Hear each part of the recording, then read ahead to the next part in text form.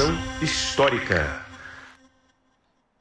Olá, olá, olê, olê, olê, olá. Está começando mais um Provocazione Histórica, ao vivo pelos canais do Instituto Conhecimento Liberta, em todas as plataformas pós-pandêmicas e virtuais desse nosso mundo invariavelmente cheio de guerras. Senhoras e senhores, a essa altura vocês já sabem, eu sou o Lindener Pareto, um professor de História e um historiador num Brasil que tem um intenso, violento passado pela frente de um mundo que tem um violento passado pela frente e que vive, vai dizer o meu convidado especial de hoje, em estado de caos. Senhoras e senhores, curtam, compartilhem, façam viajar a palavra crítica do Provocazione Histórica, aleluia, e façam aqui todo o esforço de mandar, inclusive, no Zap, nas correntes, seja pelo Instagram, pelo YouTube, whatever. E, sem mais delongas, hoje eu tenho a alegria imensa aqui de conversar, prosear com um grande sociólogo que tem sua formação na Itália, é italiano, mas que passou também por Londres, pelo King's College, na Inglaterra, e hoje está na Universidade Complutense de Madrid. E é um sociólogo de mão cheia que vem estudando mídias sociais, movimentos sociais, Estado, esse estado de caos e exceção desse liberalismo e neoliberalismo. Fato é que aqui, via editora Funilaria e do camarada Caio, eu trago aqui para vocês o ICL Internacional, o Provocazione Histórica com o italiano sociólogo Paolo Gerbaldo. Seja muito bem-vindo ao Provocação Histórica. Obrigado. Caro. Muito de nada. Grazie mille, né, por essere a Provocazione Histórica. Perfeito. Va bene? Só que, claro, né, vamos falar aqui, parlare em português, porque não parlo bene italiano. Vamos tentar. Vamos tentar uma mistura das duas línguas aqui, né? Mas, Paulo, primeiro acho importante você se apresentar para o público brasileiro. Você já conhece o Brasil há algum tempo, já veio aqui umas 3, 4 vezes. Mas é importante que você mesmo se apresente ao público, de onde você é, o que você faz, digamos assim, né? Sim, eu sou acadêmico, sou sociólogo, he trabalhado muitos anos em Londres, no King's College de Londres. Sempre he trabalhado sobre a sociologia da política, tentar compreender um pouco a conexão entre sociedade e política, ao final, não? E a formas de organização interna da política. Como se construi um movimento social, um partido político, não? E como esses atores construíam um discurso político, é uma mobilização política. Não?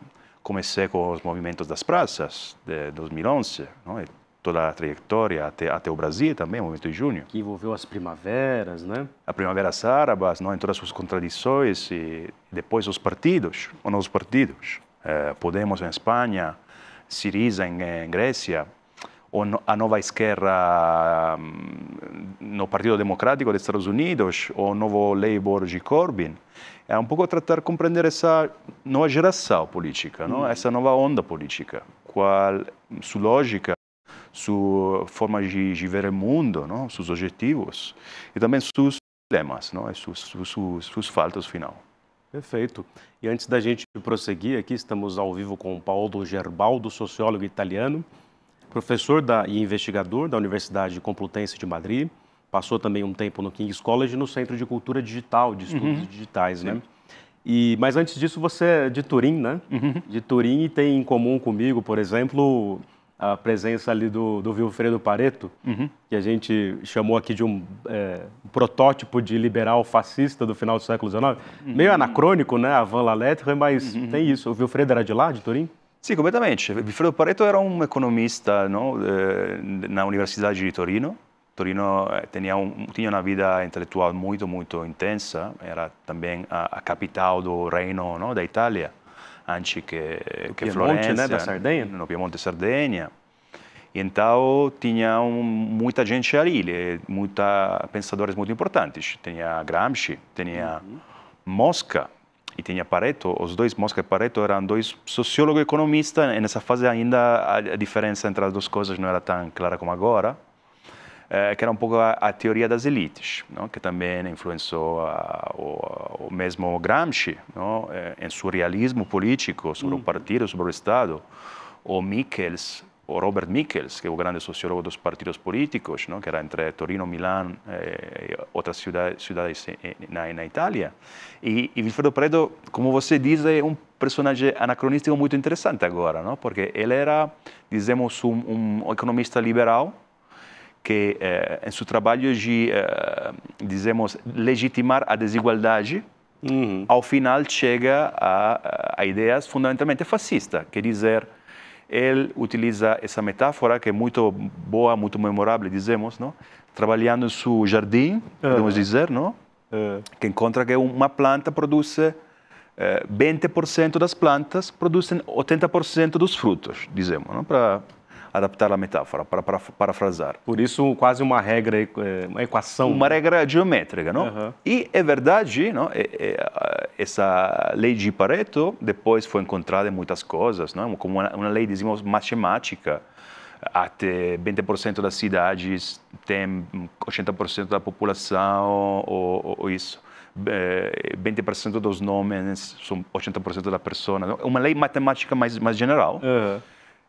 Quer dizer que a desigualdade e a assimetria existem no mundo, mas o problema não é isso, não é reconhecer que a desigualdade e a assimetria existem no mundo. O problema é fazer como fez Pareto, é dizer, então, tem que defender a desigualdade, não tem que como legitimar a desigualdade.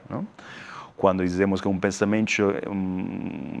pensamento não somente socialista, dizeria democrático, mas general, é dizer, verdade, tem desigualdade no mundo e tem em muitos âmbitos do mundo, mas tem como seres humanos, ao final, tem que lutar contra isso. Não somos simplesmente a natura, somos seres humanos. Temos ideais mais universales, queremos melhorar a realidade. Então, isso creo que é muito interessante como ponto de conexão entre a economia liberal e o fascismo. Que tem tudo a ver com as discussões contemporâneas. E antes do Paulo continuar aqui nas análises que ele é especialista, pensando em política, neoliberalismo, estado de caos, Pablo Marçal, Guilherme Boulos, quero pedir aqui para a voz de minha alma, põe na tela aqui o primeiro link da editora Funilaria para a gente divulgar aqui o livro que o Paulo está publicando no Brasil. Ele que já publicou por outras editoras também, pela Todavia, mas está aqui na tela para vocês, o combo do Paulo Gerbaldo, está aqui já, especialíssimo, enviado pelos camaradas da editora Funilaria, que estava na Flipei, inclusive, nos debates da Flipei. Então está lá, o livro Estado de Caos está em pré-venda. Se vocês observarem aí, brava gente brasileira, vocês vão ver que tem um link no Estado de Caos, que vocês podem baixar o PDF gratuitamente do link do livro Estado de Caos, que é o mais recente, mas o Paulo escreveu Redes e Ruas, Máscaras e Bandeiras, e também pela Todavia ele publicou qual foi a edição da Todavia, da última, eu perdi aqui na minha memória. Põe o link aqui também da Todavia. Depois Todavia é o livro anterior, que é O Grande Recuo. O Grande Recuo, está aqui, O Grande Recuo. Que é o livro, dizemos, onde há essa teoria do pós-neoliberalismo. Estado de Caos são uma coleção de artigos que fiz depois desse livro e que um pouco como articulam mais essa ideia, essa teoria do novo Estado, da nova ordem pós-neoliberal. E o que seria, então, pensando na vitória ontem desse centrão, que vem ganhando cada vez mais força desde 2013 para cá, no fim das contas, a extrema-direita vingou, mas ao mesmo tempo o centrão parece recobrar uma posição que teve na reabertura democrática brasileira, mas no fim das contas, Marçal, Guilherme Boulos e todo esse caldo da Prefeitura de São Paulo tem tudo a ver com esse estado de caos e o papel do Estado na economia, para lembrar de novo Vilfredo lá. Claro, eu acredito que temos uma mudança no espaço político. É dizer, antes, na era neoliberal, tinha uma estrutura muito clara. Os dois frentes, centro-esquerda, centro-direita, centro-centro, depois direita e esquerda, estavam muito no centro do campo político e tinham uma ideia muito parecida, muito semelhante das políticas econômicas e sociais. Mas depois, já nos últimos anos, depois de 2008, a crise financeira, a crise da globalização, a estagnação da globalização, a pandemia, agora a guerra, todas essas crises se sumam e vão um pouco como quebrando essa ideia de estabilidade neoliberal. Não? Então, agora que tem uma polarização que não é necessariamente algo ruim para a sociedade, é um pouco um retorno à diferença clara no arco político. E ali tem um centro que também se tem que reorganizar. Não? E no fronte direita, dizemos, do espectro político, eu acredito que temos uma convergência paralela, le chamaria. Não? A convergência paralela era a que utilizava o primeiro-ministro italiano Aldo Moro, que foi assassinado por Brigadas Rojas, e ele, Brigadas Vermelhas. Ele utilizava esse termo para falar de uma coisa assim, do outro lado do campo político. Era dizer que depois, com o calentamento, com o enfriamento da Guerra Fria ulterior, dizemos que a confrontação muito forte entre democracia cristiana na Itália, não? Democracia cristiana e Partido Comunista se ia um pouco calmando, e então tinha a possibilidade de fazer coalição, de fazer aliança, por lo menos de viver juntos. Não tinha mais esse risco de guerra civil, dizemos, no país. Uma acomodação, né? Uma acomodação, exatamente. Não? Essa era um pouco a ideia desse termo que, de um ponto de vista geométrico, é absurdo, não? Convergência paralela. Não? Convergência paralela. Por outro, agora isso está passando mais no outro lado do campo político. É dizer, tem liberais e nacionalistas, ou extrema-direita e centro-liberista, normalmente não se consideravam como diretamente irmãos. Dizemos, depende das fases históricas. Fases de calma histórica, de moderação, dizemos, de grande moderação, como ela chamavam os economistas, eram bastante diferentes em muitas coisas. Mas agora, os centristas e as classes que eles representam, quer dizer, a burguesia financeira, a alta burguesia, tem medo do futuro, tem medo que todo o capital que eles acumularam pode ser ameaçado. Então, o que faz? Ele vai buscando gente que pode lhe defender no futuro difícil que tem em frente. Ele que fez o capital nos anos 20, anos 30, ao final buscando ajuda, precisando ajuda dos fascistas. Para defender sua fortuna, digamos assim. O que fazia essa dinâmica de que Pareto era parte, exatamente. Não? E então, agora, o central volta sempre mais à direita.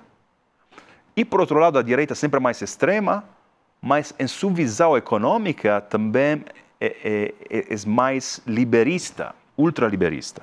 Esse é um pouco, dizemos, a maneira, a convergência que vemos ali, e lo vemos em Milei, por exemplo. Não? Um ultraliberal, né? Ultraliberal no mercado, não? Pero sem progressismo neoliberal, como eles chamavam, não? Porque antes, na fase de hegemonia do neoliberalismo, tinha como uma combinação de liberismo de mercado, mas também uns temas progressistas para, não sei, sobre direitos civis, pode ser. Liberdades individuais. Liberdades individuais, liberdade de expressão, não? Ou, hipócrita sempre, mas tinha essa propaganda, não? Então, agora, a combinação é de ultraliberismo de mercado e, por outro lado, nacionalismo, autoritarismo, de um ponto de vista mais de política social, política autoritária. Exatamente porque, ao final, nessa fase histórica, as duas mãos têm que ir juntas. Porque, para defender a ultradesigualdade, a só forma de defender isso é com um Estado autoritário e um Estado nacionalista. E o Centrão fecha com isso, apoia esse tipo de solução, né? Dizemos que sim, lo vemos em diferentes países, verdade? Vemos na Itália, onde Meloni, que é uma fascista, nascida fascista, na escola fascista, o cujo guru, o cujo maestro era que matava os partisanos, era antissemita, era diretor de uma revista que se chamava A Defesa da Raça. Não? Então a Meloni é desse tipo. Ela vem disso, ela admira, depois, não sei, pode ser que ela diz que como moderou sua viragem, mas eu creio que é completamente como oportunista. Tem um discurso público e um discurso privado, mas antes não se podia pensar que a alta burguesia italiana apoiara alguém como ela. Mientras agora, não, eles têm medo, muito medo do que vai passar, então vão procurando uma defesa mais esse tipo de política. Não? Frente à ameaça, ele quer esse tipo de política. E, Paulo, pensando às redes, você, desde 2012 ou antes, estuda o papel das mídias sociais, das redes sociais, na comunicação política. Sim. Mas a gente começou, de lá para cá, a perceber que, no fim das contas, as mídias sociais não são só mais um meio de disputa política. Sim. A própria plataforma, a plataforma define a prática política. Eu até estava falando aqui nos bastidores para o Paulo que, de muitas formas, lembra a figura do Berlusconi, no caso da Itália, mas também a figura do Donald Trump, no caso dos Estados Unidos. E aqui no Brasil a gente teve quase que isso na figura do Silvio Santos, que foi um grande comunicador de TV, de programas de talk show e tal no Brasil. Quer dizer, mas agora com as redes sociais, com os Instagrams da vida, Facebooks, essas big techs de comunicação, de mídias sociais, um indivíduo pode, ele próprio, ser um Berlusconizinho, né?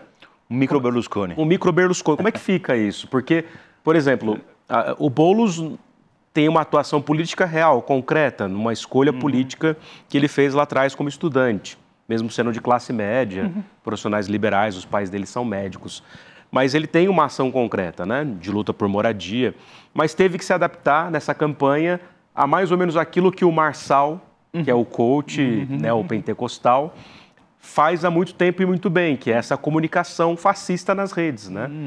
Contra o Estado, né? Essa hegemonia do Estado. Sim, as redes sociais são um campo de batalha central da política atual. Algo que, dizemos, podemos aprender da trajetória espanhola, por exemplo, não? Do pensamento de Pablo Iglesias, não? O líder de Podemos, que ele tem muito claro, depois de sua experiência na Itália, não? Foi exatamente isso, não? Que claramente, dizemos, a organização local no território, na rua, é muito importante, é fundamental. Não podemos negar, não? Mas isso é parte de nossa identidade da esquerda, não? Da construção, de organização. Mas, ao mesmo tempo, temos que lutar também nos meios. Os meios são o campo de legitimação do poder. Então, algo como isso, um estúdio, não? É um campo de batalha, uma barricada, uma trincheira na luta da sociedade civil, não? Dizeria Antonio Gramsci. E também nas mídias sociais são. E é por isso que agora, não? Os oligarcas como Elon Musk são até mais descarados, até mais... O Musk compra até o Twitter, né? Transforma em X e faz dele um palanque pessoal, né? Não. Porque faz política, até os empresários sempre faz política, mas agora tem que fazê-lo mais claramente porque tem que defender seu capital acumulado. Não? E então, nisso, a gente utiliza muitas horas cada dia nas redes sociais. A gente se forma, é um lugar de indoctrinação, de catequismo, dizemos, onde a gente plasma sua visão do mundo. Então, não se pode considerar como somente as mídias sociais não é importante. Não, isso como estrutura a forma de ver a realidade e estrutura a forma das relações sociais. Completo. Individualiza a sociedade muito, até mais, não? A gente é sempre mais aislada, sempre mais atomizada, e ao mesmo tempo vai abrindo novos frontes onde se pode reagrupar essa massa individualizada, não? Ao redor de predicadores, de figuras carismáticas, não? Que conseguem como construir um movimento, não? Muitas vezes não somente por seu carisma, mas por uma rede profissional detrás dele, por capital, não? Habilidade também, não? Para a capacidade organizativa de construir um sistema, uma máquina de agitação e propaganda. E aí é o que a gente vê constantemente para toda a política contemporânea, né? Não dá mais para fazer só ali. Uma coisa que me chamou a atenção do Guilherme Boulos, no discurso dele depois da derrota, né, no domingo passado, ele dizendo: a esquerda recuperou sua dignidade porque a gente foi para as ruas, na periferia, conversar com as pessoas, com os trabalhadores, trabalhadoras. Mas isso é só uma parte da questão mesmo, né? Sim, exatamente. Eu acredito que não tem que negar a importância disso. Eu creio que sempre mais a organização, o paciente, a construção de organização é até mais importante porque dizemos que a lógica de incentivos dessa sociedade milita contra a paciência organizativa, exatamente, não? Porque toda a gente está nas redes e a gente não quer fazer esse trabalho que é invisível, que não produz muitos méritos ou muitas medalhas, não? Mas um trabalho muito importante. Mas, ao mesmo tempo, temos que considerar que a batalha ideológica, a batalha de propaganda, não é simplesmente, dizemos, um complemento da política. Não é simplesmente eu faço a organização e depois vou comunicar. Não, a comunicação não é dizemos, um instrumento da política. A comunicação é a política. É boa parte da política. Então, e por isso que a direita sabe, a direita controla os meios, a direita controla os think tanks, a direita controla todos os canais que pode para influenciar a visão do mundo, não? Porque temos uma batalha aberta sobre a percepção do mundo, não? Então, temos que tomar muito em sério isso e tem que construir nosso meio de agitação, propaganda e batalha, isso diz também o Pablo Iglesias, não? Em toda frente. Não? Todos os temas são importantes. Não tem somente os temas econômicos, sociais, não, todos os temas são importantes. A cultura é fundamental sempre, né? Esse domínio cultural, né? A visão da família, a visão de gênero, a visão do meio ambiente, não? Em todos esses âmbitos tem que fazer batalha cultural, porque a direita já o faz. E faz, no mínimo, vamos recuar um pouco. Fez muito bem, sei lá, com a Leni Riefenstahl, produzindo os filmes do Partido Nazista, por exemplo, lá nos anos 30, né? Claro. Quer dizer, o cinema estava ali, o rádio estava ali. A Revolução Francesa fez já, dizemos que toda a política na modernidade, não?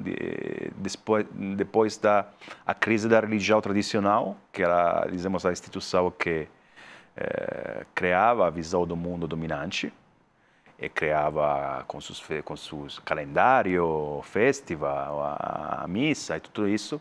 Então, vai abrindo-se, dizemos, um vazio, não? Na sociedade, que tem que encontrar um novo conteúdo, no final. E todas as revoluções políticas, sociais, todos os grandes movimentos políticos fizeram exatamente isso. Criar novo conteúdo político para dar uma visão do mundo, não? O que querem impor agora a nova direita nacionalista e ultraliberista ao mesmo tempo é exatamente uma visão como a de Pareto, não? Como legitimar a desigualdade. Fundamentalmente, se Elon Musk está ali é porque Deus, não? Decidiu assim e todos nós que não somos os homens ou as mulheres mais ricas do mundo temos que, não? Como dizer amém. Exatamente. Não parece um pouco uma nova teoria do direito divino dos reis? Que lembra um pouco o antigo regime, que talvez nunca tenha passado efetivamente, né? Sim, claramente. E isso até ignora não é ignorar que ele pode ser um bom inovador, um bom capitalista, não? Mas na história já hemos encontrado personagens que podiam ser bons no que faziam e depois, quando voltam demasiado arrogantes, volta muito perigoso até para eles mesmos, não? Na sociedade tem limites, tem barreiras, tem leis, tem exatamente para evitar que demais poder seja concentrado em uma pessoa, não? Porque as pessoas somos débiles, não? Construímos instituições exatamente para evitar isso, não? Evitar a arrogância, a prepotência do poder concentrado. Né? A tirania, ao final, porque exatamente estamos falando de tirania e não é somente a tirania política, é também tirania econômico-política. Quando um empresário pode decidir, dizemos, destruir um país ou destruir o meio ambiente, não? Ele está tomando decisões para toda a outra gente, de uma forma claramente antidemocrática. Perfeito. Senhoras e senhores, estou aqui com Paolo Gerbaldo, sociólogo italiano, que se forma, faz a sua formação em Londres, passando também pelo King College, estudando mídias sociais, ativismo, política, Estado, e esse estado de coisas e de caos, nesse chamado, pós-neoliberalismo, absolutamente neoliberal ao extremo. Eu vou pedir de novo aqui para a Voz de Minha Alma colocar na tela o combo aqui do Paulo Gervaldo, da editora Funilaria. Vocês conseguem, inclusive, baixar o PDF gratuitamente do novo livro do Paulo, lançado aqui no Brasil, O Estado de Caos. Como vocês estão vendo aí, combo, Paulo Gerbaldo. Vocês têm acesso aos 3 livros, recebem eles fisicamente em casa, mas podem também baixar em PDF e sejam felizes lendo aqui ainda essa noite ou antes de morrer. Ô Paulo, pensando nessa questão, o que é esse chamado pós-neoliberalismo? Porque vamos voltar no Fukuyama, né? Teve o triunfo dos Estados Unidos que hoje morreu. Na Guerra Fria, isso, que hoje está em declínio. Quer dizer, esse fim da história durou 30 anos. Sim. Sim, dizemos porque a ideia do livro do Grande Recuo é dizer que um pouco que também a era neoliberal está chegando a seu fim, não? Que o capitalismo está mudando, porque a era neoliberal era a globalização, era a ideia de um mundo unido num mercado unificado, baixo o domínio inquestionável dos Estados Unidos, não? E com liberdade de fluxos, de integração planetária da produção. Não? Agora, algo está mudando nisso. Não? Está mudando por, claramente, o crescimento da China. O crescimento da China e também as revoltas populistas contra a globalização e seus efeitos econômicos. Não? Então, o que fez, por exemplo, Biden nos Estados Unidos, de política econômica comercial, querer construir os microchips nos Estados Unidos, onde não é economicamente conveniente, é algo que já é pós-neoliberal. E a gente confunde o capitalismo com o neoliberalismo. Não? Ainda é capitalista e ainda cria desigualdade, mas não é completamente, não é o mesmo que a doutrina neoliberal. Não? É um novo capitalismo desenvolvista, nacionalista, que conecta mais, dizemos, geopolítica e economia, não? E produção industrial estratégica. Não? Ali, os chinos têm uma doutrina que da dobra circulação, eles chamam. Não? Que se pode... Dupla circulação? Dupla circulação, exatamente.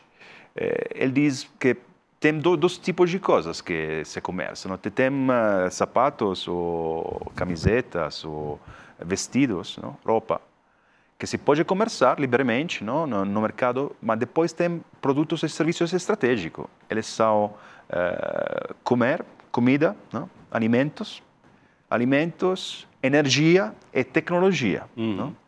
E eles não se pode simplesmente considerar como se fora uma sapato Nike, não? Porque eles têm que ver com a capacidade, a soberania, o fino com a soberania, a capacidade de uma nação de controlar seu próprio território, sua própria potência. E ali, então, os diferentes atores o que estão fazendo agora é exatamente isso, tratar de controlar mais diretamente esses setores estratégicos. E isso é interessante para nós porque faz que a economia, decisões econômicas voltem a ser mais política, mais visivelmente política. Então, um lugar mais claro, mais transparente, dizemos, de intervento político e de diferentes respostas políticas. Entendi. E de alguma maneira ou de muitas maneiras, a gente também comentava aqui nos bastidores, Sistema Mundo, Immanuel Wallerstein, ou o próprio Fernand Braudel, francês, mas... Ou o Giovanni Arrighi, né, o seu conterrâneo, não tem uma espécie de padrão nesse ciclo sistêmico de acumulação que sempre apontaram para o Estado como indutor do desenvolvimento capitalista? Ou seja, não há capitalismo sem Estado. Quer dizer, de alguma maneira não é a China se tornando essa nova hegemonia do capitalismo, com esse Estado forte, indutor, mas isso não é novidade, não estava nas cidades italianas do fim da Idade Média? Sim, eu acredito que, dizemos, essa ideia de oposição entre o mercado e o Estado é uma ideia, dizemos, muito primitiva, não? Que não tem exatamente gente como Milley ou gente, não? O Central ou a gente anti-estadistas, porque toda a gente que conhece a história do capitalismo sabe que o capitalismo nasce por a existência do Estado. O Estado permite a existência do mercado, porque defende o mercado, porque cria circulação. Faz guerra para fazer esse mercado, né? Faz guerra externamente, faz ruas internamente, não? Faz leis que defendem a instituição de propriedade. Este ano, justamente, o prêmio Nobel, não? Foi assinado a Acemoglu, Robinson e outro autor, que ele explica aos economistas o que já Marx diz, outra gente, não? Que o capitalismo existe por a existência do Estado, as leis, o aparato estatal da sociedade burguesa, não? A repressão. Então, ali, o que é interessante agora, já não podemos olhar para Estados Unidos como um modelo do capitalismo mais eficiente. Agora, se alguém tem que olhar para um modelo de capitalismo mais eficiente, claramente é o de China. E China é um sistema muito complexo, um sistema híbrido de socialismo de mercado, justamente. Não? Tem um Estado socialista, um partido único, né? Que controla muito, dizemos, não é muito de serviço público ou de welfare state, é o elemento socialista ali, porque tem bastante pouco disso. O elemento socialista mais desenvolvido na China é o controle coletivo das empresas estratégicas. Não? O Estado chino controla entre 30% e 40%, diretamente ou indiretamente, as principais empresas de construção, de energia, de rede ferroviária, todas as redes estratégicas. E utilizando eles se enfocam no desenvolvimento tecnológico. Ele quer ter supremacia tecnológica, não? Esse é um modelo completamente diferente do de Estados Unidos. É um modelo que, em alguns aspectos, parece funcionar melhor que o de Estados Unidos. Não à toa, você viveu essa geração também. Quando os produtos chineses chegavam aqui no Brasil nos anos 90, nos 2000, a gente falava era quinquilharia chinesa, mas já não são mais, né? Eles têm um domínio tecnológico brutal já, né? Isso. Agora tinha a notícia de um empresário estadunidense que foi a visitar, creio, um empresário de Ford, outra empresa de automobilística, que foi a visitar aí uma empresa em Xangai, uma fatoria, e provou um carro elétrico e baixou do carro branco. Como se hubiera... Assustado, né? Como se hubiera baixado de uma nave alienígena. Uma abdução alienígena. Dizendo, não, que eles agora estão por diante, não, que nós. E isso é verdade. Eu fui na China, não, recentemente, incrível. Em cidades como Xangai, já a metade dos novos carros elétricos são elétricos. Dos novos carros, dos novos automóveis elétricos. Que já construíram toda a infraestrutura, já criaram todo o sistema que permite fazer isso. Temos a rede de trens mais desenvolvida do mundo, 30 mil quilômetros de trem de alta velocidade. Não tinha nem 1 quilômetro no 2008. Então, é uma sociedade que Até 2008 não tinha nada. Não tinha nada. Eles fizeram tudo isso como resposta justamente à crise de 2008. Não? E é a sociedade que na transição verde, sabemos o que estão fazendo com o solar, com o sistema fotovoltaico. Estão construindo mais, acredito, em 2 meses que faz Estados Unidos, ou 3 meses que faz Estados Unidos em um ano. Não? Ele demonstra como a planificação estatal conectada com o mercado, não são como em oposição, mas com o Estado que controla, que dirige o desenvolvimento, se pode fazer a famosa transição verde contra o câmbio climático. Não? Então, nisso também é algo que o central lhe preocupa. Não? Se demonstra que um capitalismo, dizemos, estadista pode fazer melhor que eles, o privado, isso é preocupante para eles. Para a política do centrão, você diz? Sim, eu acredito que não, a gente como é uma clara contradição com o que diz o central brasileiro ou o que diz Milei, não?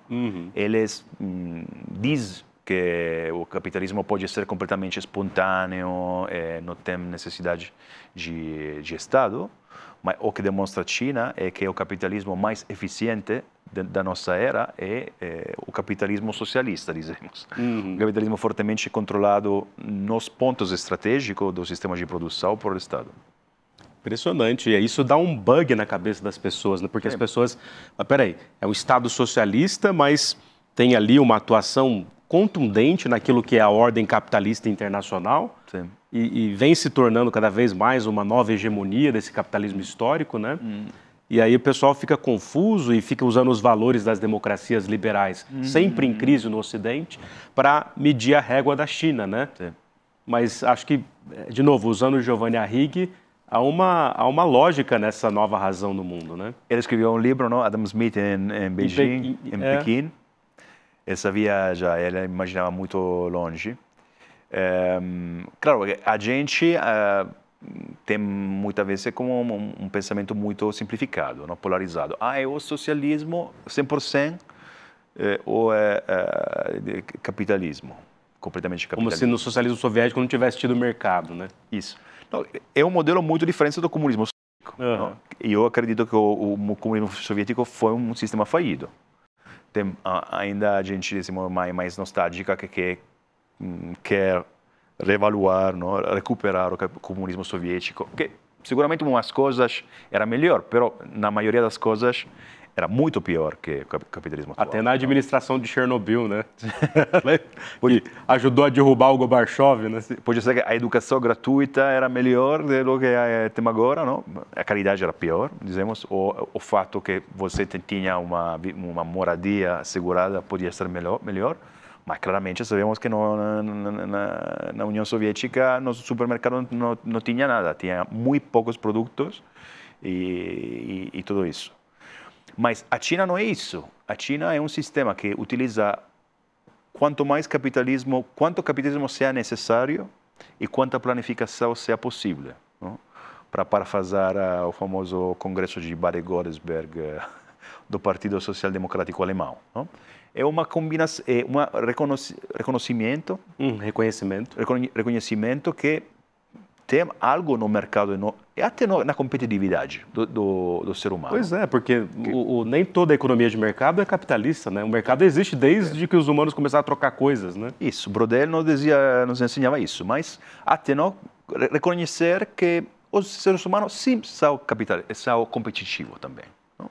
Ele quer ser o primeiro, quer ser melhor, e isso não é necessariamente algo diabólico, dizemos. É algo que da nossa condição, né? De um ponto de vista religioso pode ser problemático, não? Para um idealista pode ser problemático, mas se pode utilizar esse espírito competitivo e até o mercado e até a empresa capitalista para fazer umas coisas que sejam boas para a sociedade, mas o importante é que isso seja combinado com uma visão coletiva de desenvolvimento positivo para toda a sociedade, que por um lado limite a ação do capital e por outro lado dizemos dê uma direção ao desenvolvimento do capital até objetivos coletivos de sustentabilidade, desenvolvimento e tudo isso. Então, eu acredito que agora, por essa capacidade, é o modelo mais ganhador. Claro, também é uma condição mais de autoritarismo político, não? Isso é inegável, não se pode negar isso, mas, ao mesmo tempo, não se pode negar também a outra coisa. Sem dúvida, porque eles têm essa visão do indivíduo muito diferente do que a gente tem no Ocidente, né? No liberalismo iluminista ocidental, né? Senhoras e senhores, Paulo Gerbaldo, sociólogo italiano, professor da Universidade Complutense de Madrid, pesquisador, especialista em história das mídias sociais e política e Estado e disputas políticas, desse neoliberalismo sempre em crise. Inclusive, aqui aproveitando o ensejo, trazer aqui o Paulo Gerbaldo pela editora Funilaria foi uma conquista do ICL junto com a Flipei para divulgar os feitos e os temas fundamentais das editoras independentes que a Flipei promove, né? E a editora Funilaria é uma delas, entre tantas outras, inclusive de convidados e convidadas que vieram e virão no Provocação Histórica. Por isso eu divulgo a vocês aqui, Voz de Minha Alma, o Provocação Histórica só é possível diante do Instituto Conhecimento Liberta, de seus cursos livres, que são mais de 300 já, documentários, enfim, tudo aquilo que interessa por um conhecimento crítico e combativo, está aí o link para vocês. Portanto, apoiem a causa do Instituto Conhecimento Liberta, porque, entre outras coisas e causas, permite a vocês também se inscreverem nessa aula absolutamente genial, nessas conversas, nesse documentário com essa figura da América Latina com seu fusquinha, com a sua política da humildade, da solidariedade.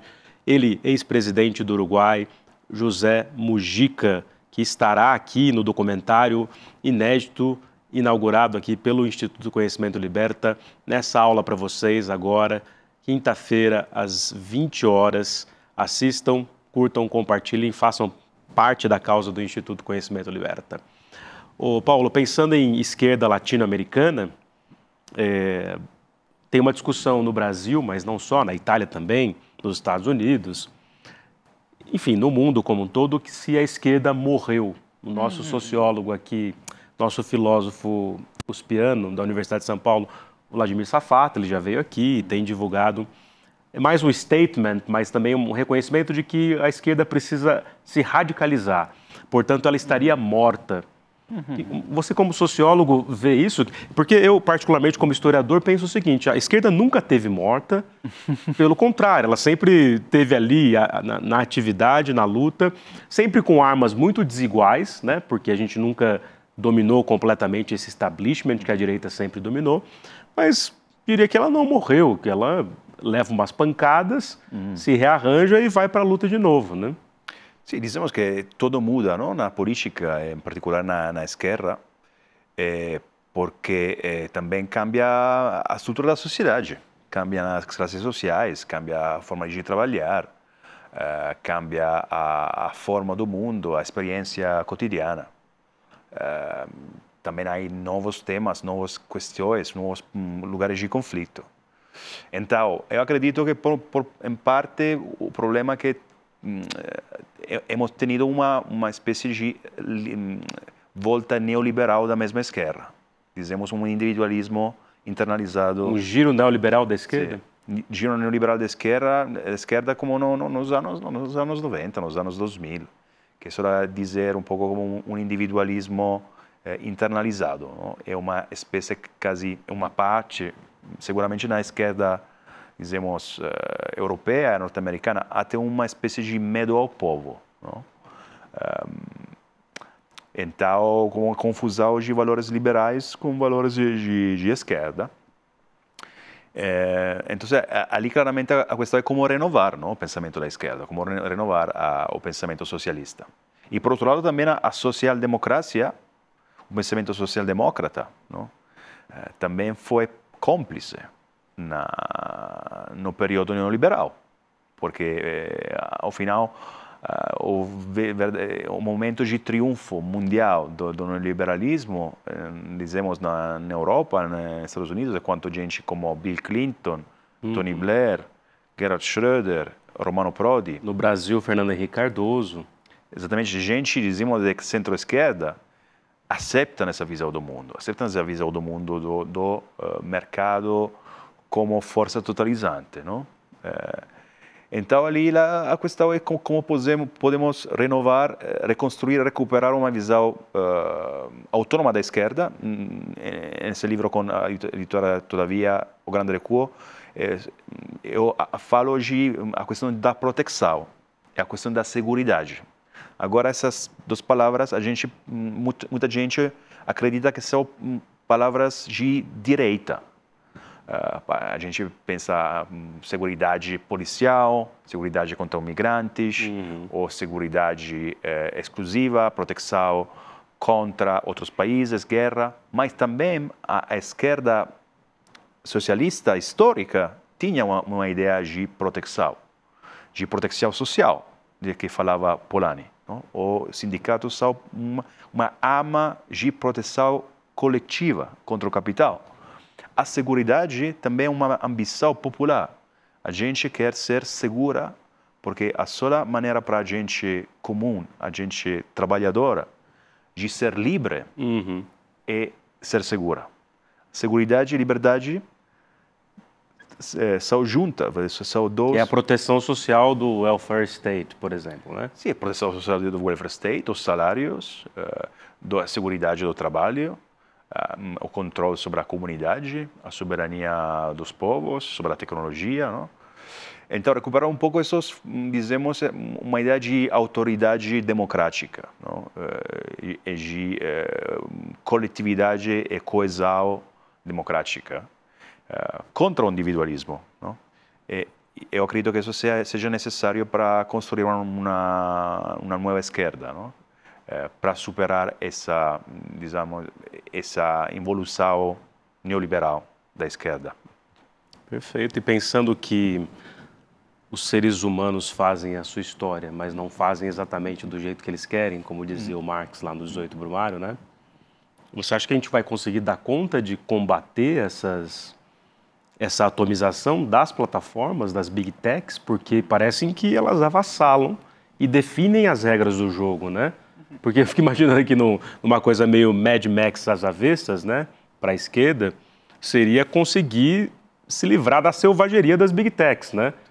Ou pelo menos que nós controlemos, que nós não deixemos que os Musks da vida dominem isso sozinhos, né?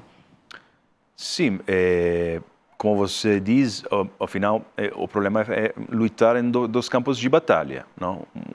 Por um lado, tem que lutar nessas plataformas, agora, no breve término, não? No curto término.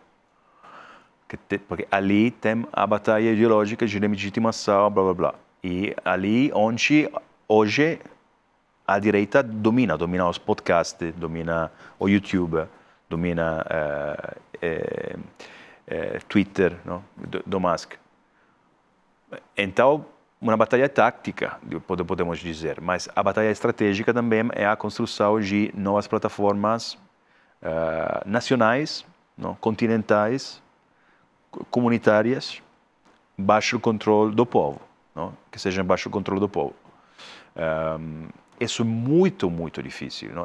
Temos que compreender que isso é quase impossível por a lei de Pareto, dizemos, de ultra Pareto, que quer dizer por a incrível tendência à concentração do poder, que a lei das redes la chamam, não?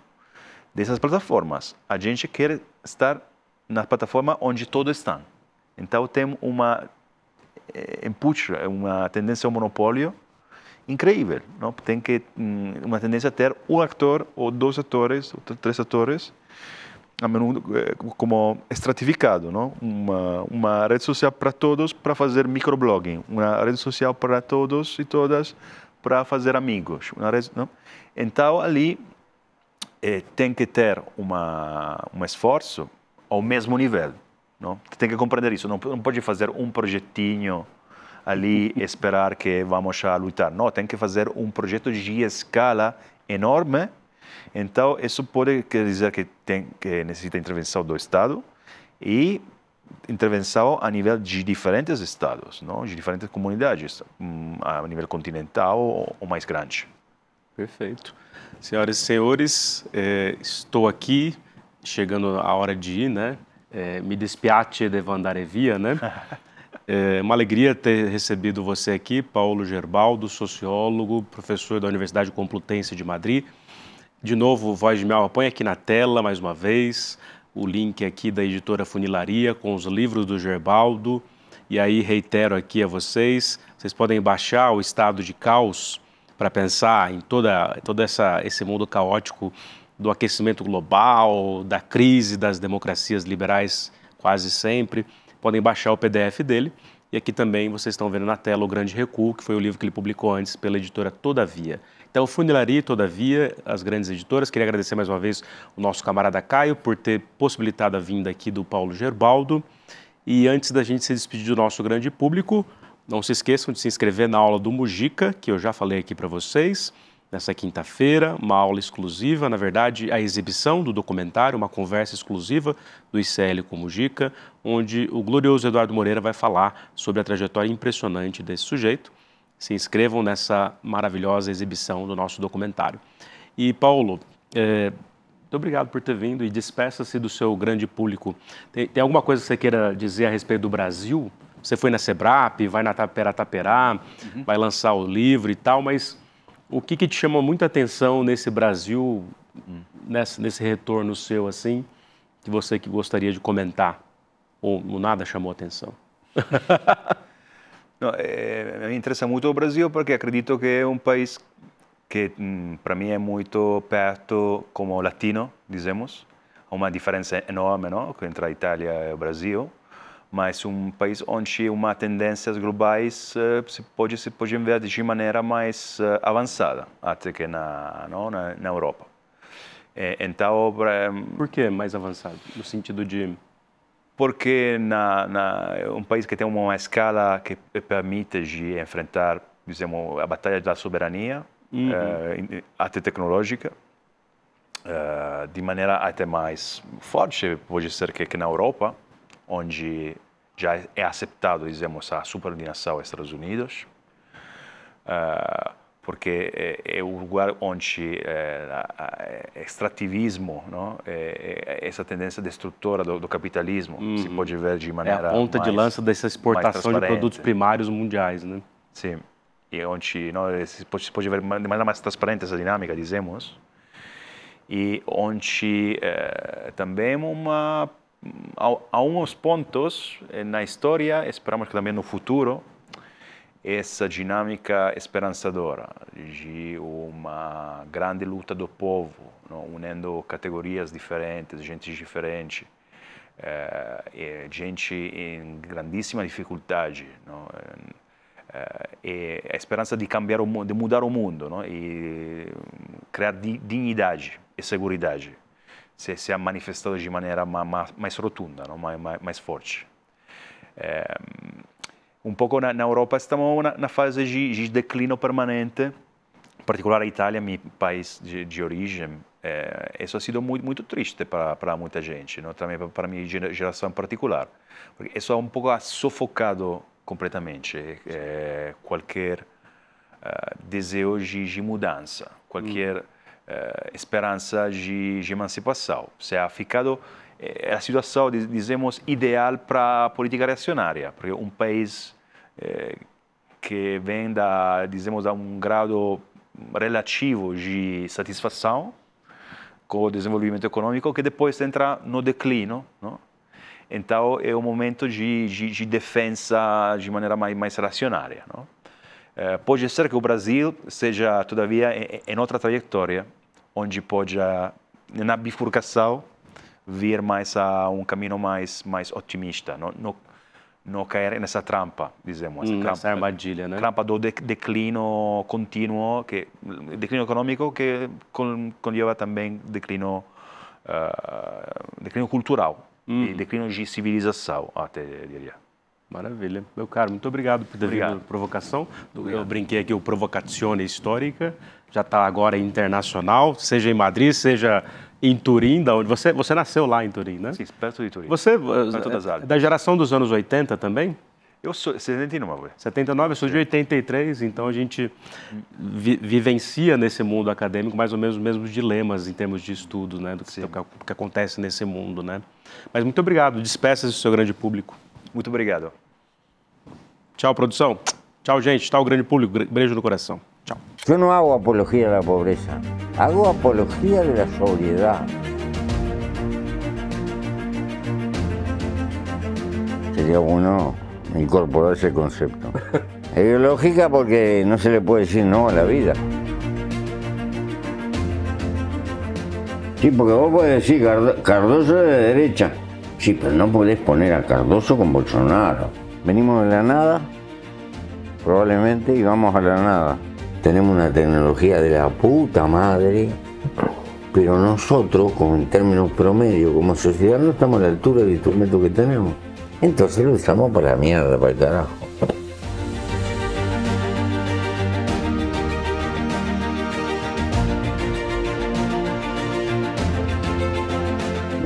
Cosas, y vos decís, ¿cómo llegué? ¿Tenés esperanza en la humanidad?